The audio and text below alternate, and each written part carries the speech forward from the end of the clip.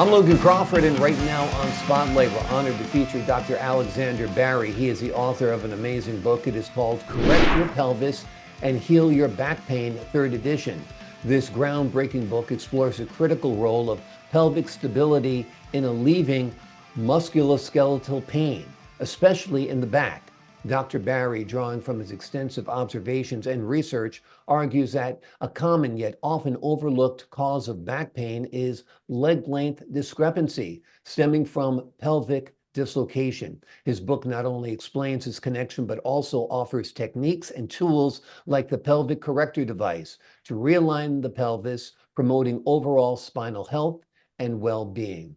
We're delighted to have this very talented author join us here today on Spotlight, and we ask viewers like you to support writers like him by subscribing to our channel and by purchasing his important book. It just might make you feel better. The links are below this interview. Dr. Barrie, thank you so much for joining us here today on Spotlight. Thank you. If anybody's ever had a custom suit made, you'll find out this arm is longer than this arm, that leg is longer than this way, your back is tilted this way, your pelvis is tilted this way. We're all kind of misaligned. But your theory is the human pelvis engenders a lot of pain and misery when it's dislocated. Tell us a little bit about that theory and how you came upon it. Well, I noticed in the early days of treating people that as soon as they lay on the couch, face upwards, almost without exception, leg length discrepancy could be seen. And this was a factor that was never really brought up in my early studies, whether the Oriental studies or Occidental, East or West. And this intrigued me because invariably there were musculoskeletal aches and pains with all those who had this discrepancy of leg length. And with empirical work on myself and on others, always we returned to the pelvis. There seemed to be certain problems with it. And when there was a problem, inevitably, one leg was shorter or longer than the other. And over the years, I began to see that there were two main problems that the pelvis suffers. In itself, wholesale, a complete pelvis can either drop to the left or drop to the right. And it takes that drop takes that leg with it. So if it's a drop on the right or prolapse, a bony prolapse on the right, so it takes the leg with it. And so the right leg is longer than the left leg. Once the pelvis is restored, the legs line up.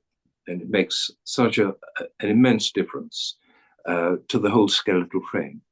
Because what is not generally taught, even to osteopaths and chiropractors, is that the pelvis is the foundation of the skeletal frame. It's a foundation according to the height of the person. We think of a foundation being at ground level, but this is an elevated one. It's quite an extraordinary design altogether. So being the foundation of the skeletal frame, if it moves awry, as it does, then the bones below it, the legs, and the bones above it also move out of kilter.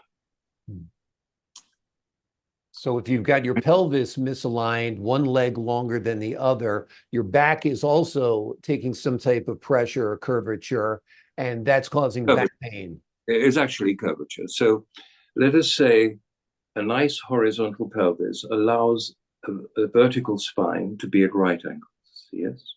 The moment there is a drop on one side, the spine itself has to accommodate that and curves accordingly. So some segments of the spine rotate horizontally and some vertically, all the way up to the cranial base, the neck. So apart from back pain itself, the most common problems are stiff neck, very painful shoulder. These are the most common factors. And in the legs themselves, invariably there is a knee situation, which seems unable to heal. And it won't heal until the pelvis itself is aligned so that the legs fall vertically to the ground. When there is a dislocation of the pelvis, the legs cannot or are disallowed to fall vertically to the ground. They fall at an angle. And that discombobulation is felt at the hip or the knee or the ankle or the foot itself. But once the pelvis has been restored, then bingo, you can enjoy a pain-free or an almost pain-free life. By the way, the other problem that the pelvis suffers, apart from a drop, is the pelvis itself becomes dysfunctional. At the sacroiliac joints, the wings of the pelvis, they shear, they twist in opposite directions.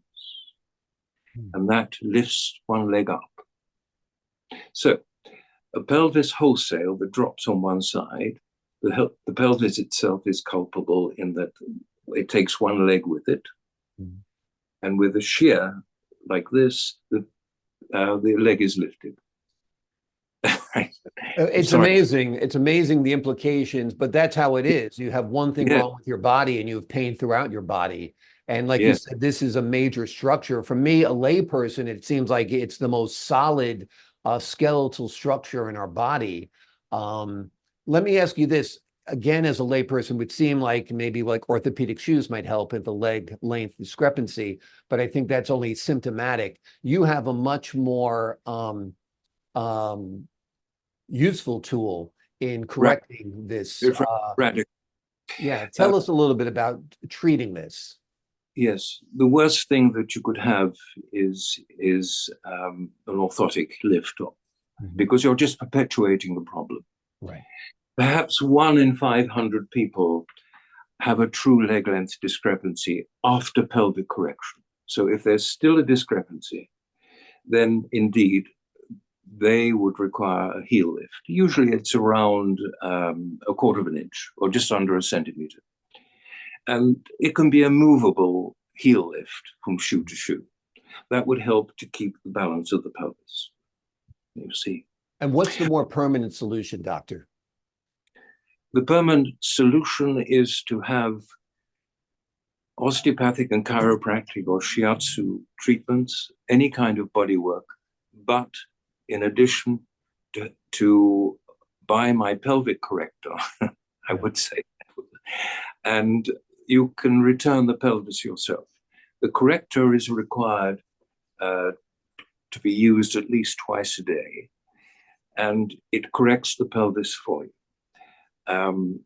The techniques can be seen on videos that I have. Very, very, very important. You see, the point is this. Most people's pelvises have been out of kilter for donkey's years. Right. So when you correct the pelvis, the soft structures, the muscles and the ligaments around the dislocation have got used to the wrong position over the years. So the therapist returns the pelvis, but those muscles, those ligaments will just pull it back out again.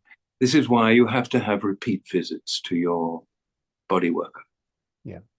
Tell me. But you can put it back yourself via the techniques that the pelvic corrector executes.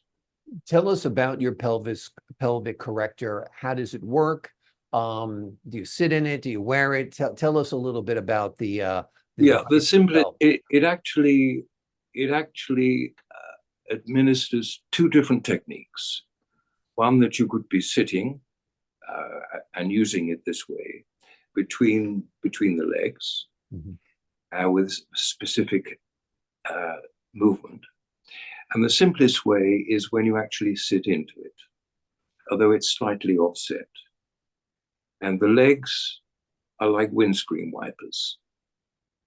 And the knobbly bits on the corrector itself stimulate certain acupuncture points, very important ones, to do with not only the alignment of the pelvis itself, but also affect the nerves and some of the meridians that passed through. These are Chinese meridians, such as the bladder and the kidney and so on, and the gallbladder. they affect these very important points. And by stimulating these points, again, you get this return. The pelvis tends to realign itself. Amazing. Takes 2 minutes. Amazing. Well, it's worth that investment of time for sure if it's going to alleviate your pain. And it has no moving parts. It's just one simple device. Amazing. How do people go about purchasing this pelvic corrector? On my website at the moment, and the website is being revamped and made more available, more user-friendly over the next few weeks. Okay. And so the device may be purchased on that website. Wonderful. We will have a link for that website below this interview as well, where you can purchase your pelvic corrector and bring peace to your body, alignment to your body. Yes. Let me ask you a little bit about physiological changes over the years. People in the past seemed like they were stronger, they were stockier. Nowadays, you know, everything is self-motorized and we seem to be weaker and frailer. Is that part of the problem as well? We're getting skeletally more weak? Yes, we are. If you remember your grandparents, they were much stronger, better built, and able to take much more, whatever life threw at them. And it partly has to do with the fact that although at the present time, the world seems as though it's falling to bits, and in some ways it is, and that we live in relatively safe times compared to, say, 150, 200 years ago, with that ease, we take things for granted. We have amenities today that help us to take much of the drudgery out of life, but that's not necessarily a good thing. And we've become weaker psychologically because of this. Perhaps we expect too much now. And then there's the other problem of our food being contaminated with different chemicals, with pesticides and herbicides, and certain other problems, many of which stem from one of your countrymen back in the 1920s. I think his name was Rockefeller. And we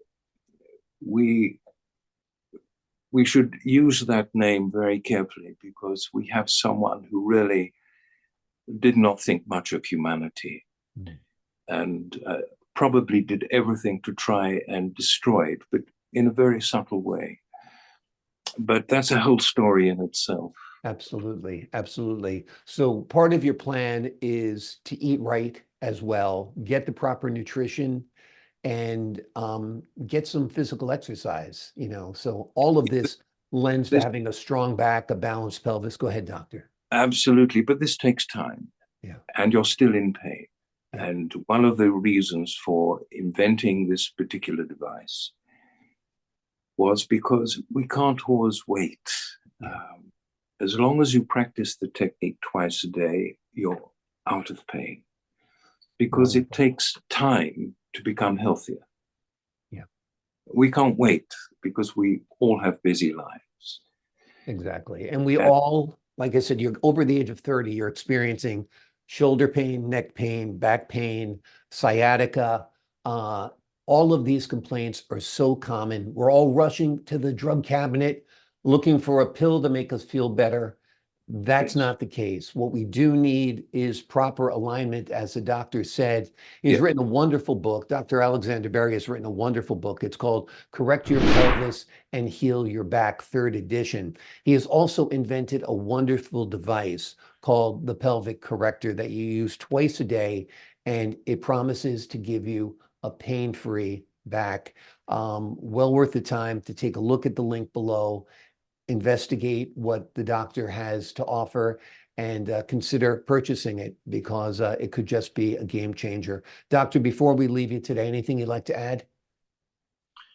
Well, using the pelvic corrector should not be taken for granted. It's something that's been invented to help your health, to help you to get out of pain. And when you use it, you should have a sense of, how should we say, propriety. Mm. Close the door, get the children out of the way, and give yourself that 2 or 3 minutes using it. Yeah. And it will work for you. Respect it. Don't take it for granted. Even if you're tired and you know that you need to use it for that 2 minutes, as I said, it's me time. Close your, take yourself into one room away from others and give yourself that time to use it. Exactly. 2 minutes twice a day, well worth the investment in your body. You know, your soul will be at peace when your back feels better. Trust me, I'm someone who's got a very tall structure, doctor. I'm 6'6". So I do have lower back pain. So I will look into your link as well. This is very exciting news. I'm happy to share it with my audience. Thank you so much for joining us here today on Spotlight, Dr. Barrie. You're very welcome. Thank you so much. So good talking to you. And to the folks at home, I'm Logan Crawford, thanking you for your time this time. Until next time on Spotlight.